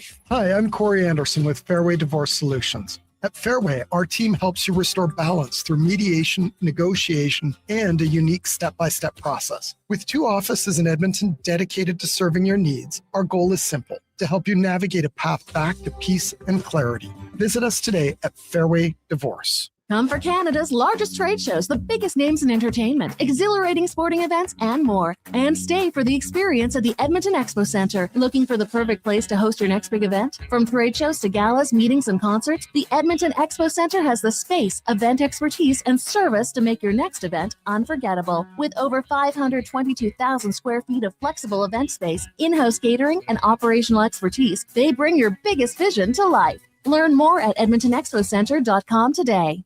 Bring into savings at the Brick. Refresh your home with huge discounts. Save up to $1,800 on sofas and sectionals, and buy more, save more. Up to 25% off bedroom and dining furniture. Dreaming of better sleep? Upgrade your mattress game. Save up to 40% off select mattresses and score free delivery when you use your FlexiBee card. Plus, save 50% when you buy 2 or more select major kitchen appliances. Some exclusions apply. See in-store for details. The Brick, proudly Canadian since 1971. A Saskatchewan boy who grew up loving and playing sports. At least we think he grew up. Listen to Kevin Carius weekday mornings from 7 to 11 on Edmonton's home for sports, Sports 1440. Who's that working on the underground utilities over there? All-Star Construction, that's who. What about the street lighting? Yep, All-Star Construction. And the directional drilling, hydrovacking, neighborhood renewal, and telecommunication work? Yep. Since 2009, All-Star Construction has been doing all that and more, shaping and building Edmonton communities for land developers all around Edmonton. That's what All-Star Construction is all about. Fountain Tire, the savings come in threes. Up to 25% off select tires, a mail-in rebate of up to $100 off a set of 4 select tires, and $50 off a $150 service. We're basically the BLT of savings. Until April 25th. Restrictions apply. Book today. Got a car you're ready to part with? Find out what it's worth. Fast, easy, and totally free at Go Auto. We're talking top dollar trade-ins, whether it's a little worn or still rocking that new car smell. Just a few clicks, and boom, you've got your value. Text VALUE to 780-777-7777 to start. That's VALUE to 780 all sevens. Why guess what it's worth? Let Go Auto show you the money. I'm Rick Showers from Noble RV, and if you want your trailer to be ready for May long weekend, the time to make your plan is not in the spring, it's now. Everyone wants to be ready to hit the great outdoors at the same time, right, Rick? That's right, Bob. But a little foresight can have your camping plans firmed up while everyone else is putting it off for later. At No Bull, we're building our spring startup schedules now, so it's a good time to get on our list. And there's only so many RVs you can work on between then and now, right, Rick? It's a zero-sum game, Bob. We have a finite number of RV techs and service bays. We're working every day from now until the busy season, and there's one thing I'll guarantee. Every spring startup slot for May long weekend will be reserved by April 1st. So if you want to spend Victoria Day in the great outdoors instead of wishing you were in the great outdoors, drop by or give us a call now. You'll thank me later. And that's No Bull. NobleRV.ca.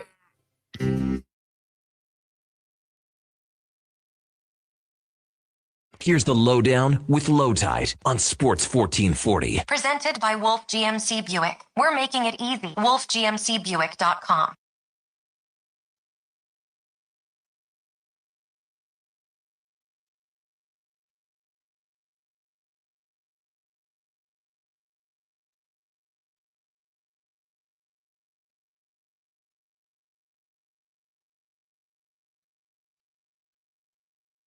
Brought to you by Wolf GMC Buick. Another beautiful spring day. We all love this time of year. We also love Declanations. Brought to you by Fairway Divorce Solutions.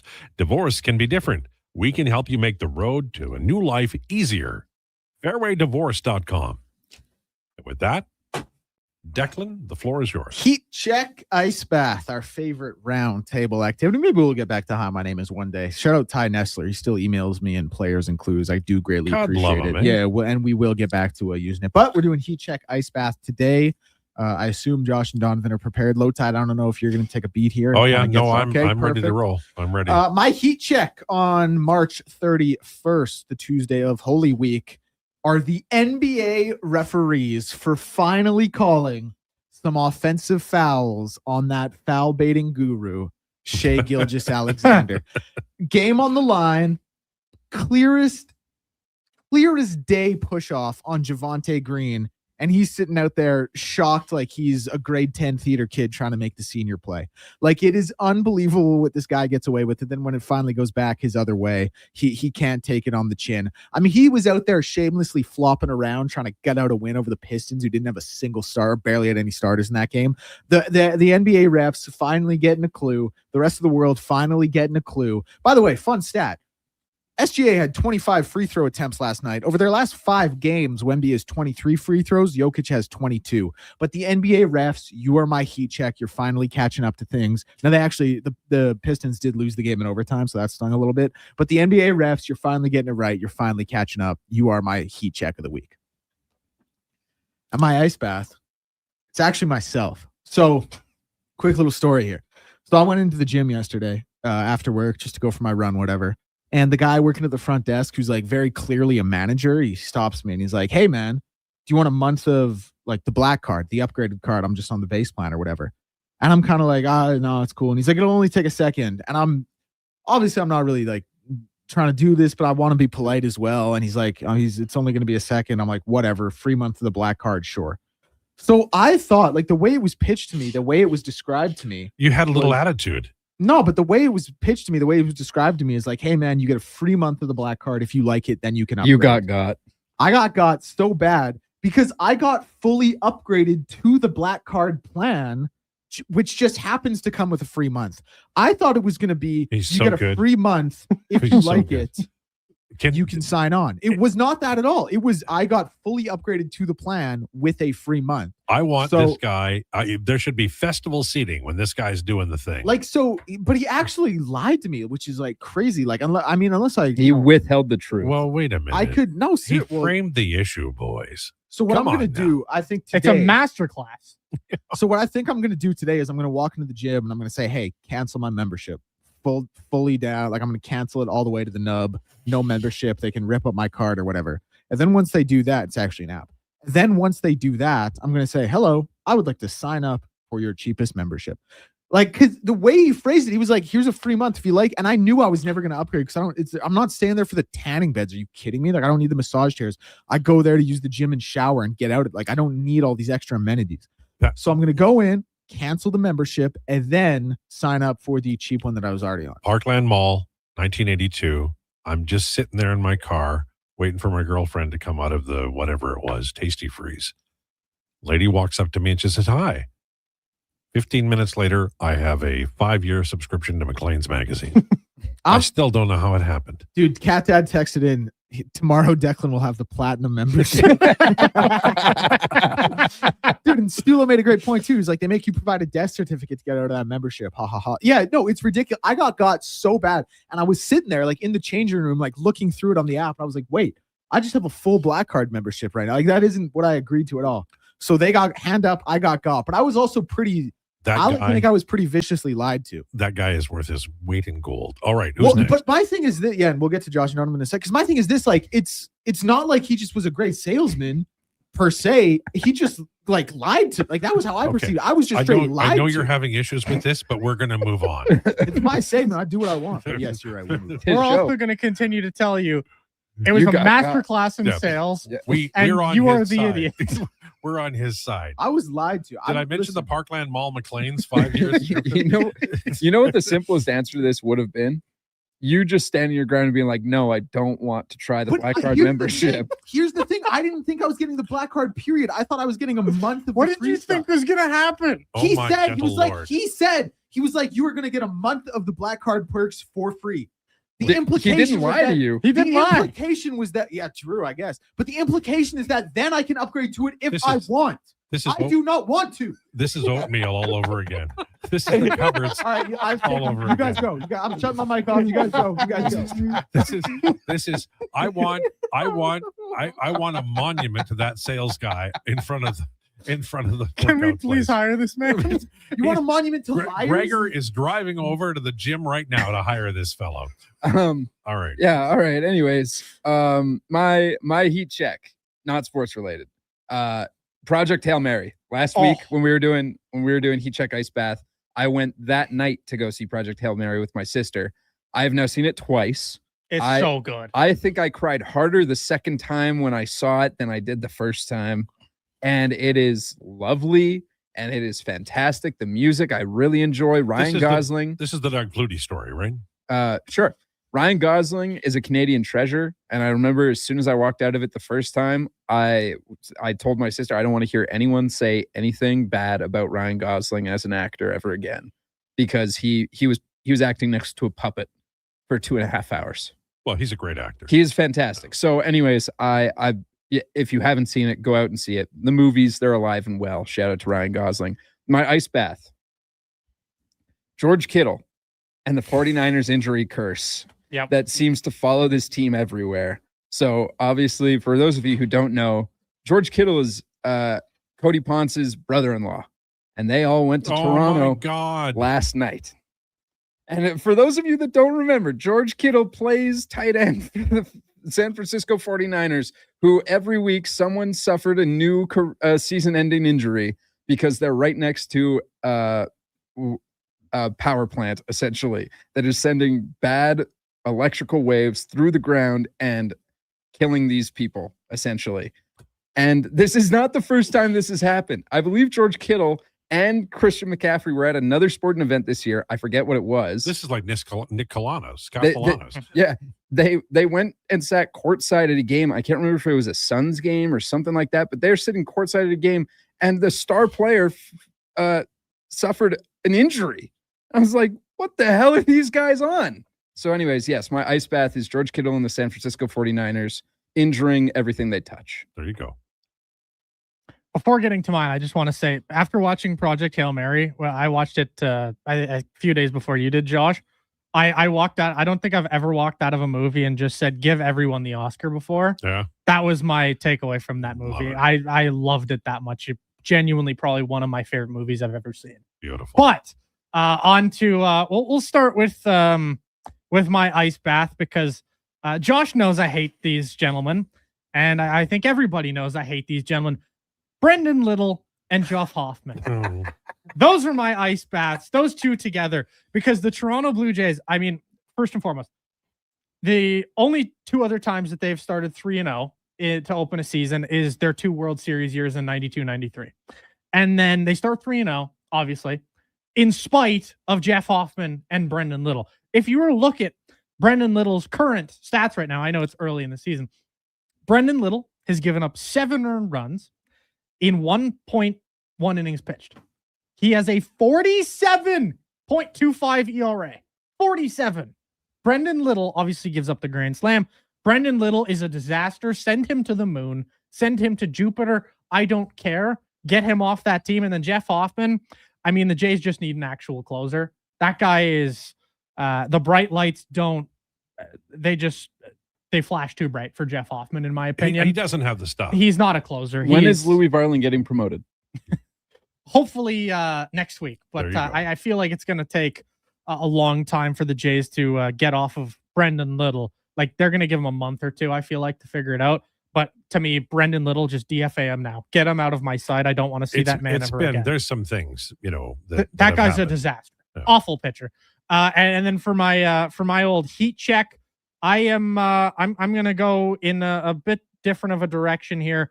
We are going to go towards the old Vancouver sports market, because for the first time, I think in my sports career of watching sports, I am actually siding with the Vancouver sports market. No. And their hatred for the Canucks ownership. This is a bad look. And their Canucks PR staff. If you haven't checked Twitter, the Canucks PR staff is getting eaten alive right now for their handling on merit for Mr. Biggs, Trevor Biggs. If you haven't looked it up, I would highly recommend looking it up. Also, just a good laugh if you want to laugh at the Canucks ownership and PR staff. It's a truly debacle of monumental proportions, and they deserve every bit of hatred that's coming their way right now. And I'm just sitting back with the popcorn and watching the Vancouver Canucks fans tear that team apart, and it's a blast. There you go. All right. Feel bad for Biggs, though. Very quickly, I think we don't have much time. Heat check, Matt Savoy. The Oilers needed him to be real, and he is. And it is a very big deal. If you don't believe me, check out what's happening in Toronto now. There is a problem when you don't have enough young talent coming up. It has to be a value contract, has to be able to play with skill. Savoy and Podkolzin are all of that. Ice bath. This one hurts.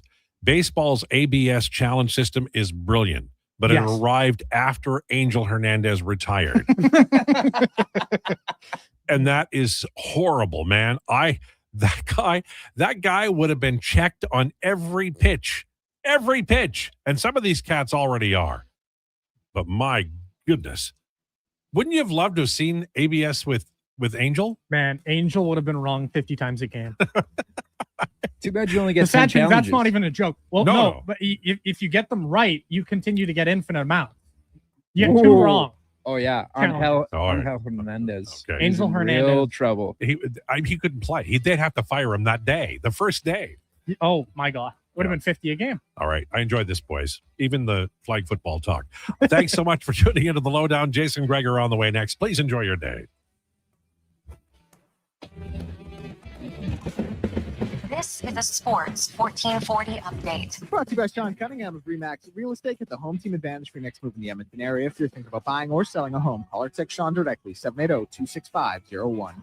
NHL schedule. Edmonton Oilers playing host to the Seattle Kraken, 7 p.m. puck drop for that one. Games get going at 5 o'clock. Bruins and Stars, Sabres and Islanders, Canadiens and Lightning, and the Devils in New York to take on the Rangers. And the NBA actually gets going at 5. Phoenix and Orlando, Lake Game to see Portland and LA at 9, and the Lakers and Cleveland at 8:30. In the MLB, Toronto Blue Jays will be in action, playing host again, of course, to the Colorado Rockies. 5:07 first pitch. Scherzer on the mound in that one. News around the sporting world. The Dallas Stars have extended Jim Neal on a 2-year contract, and ex-Maple Leaf Mikhail Grabovski has been charged with assault after a minor hockey incident in Markham. Finally, up next is the Jason Krueger Show. This has been Declan Krueger in your Sports 1440.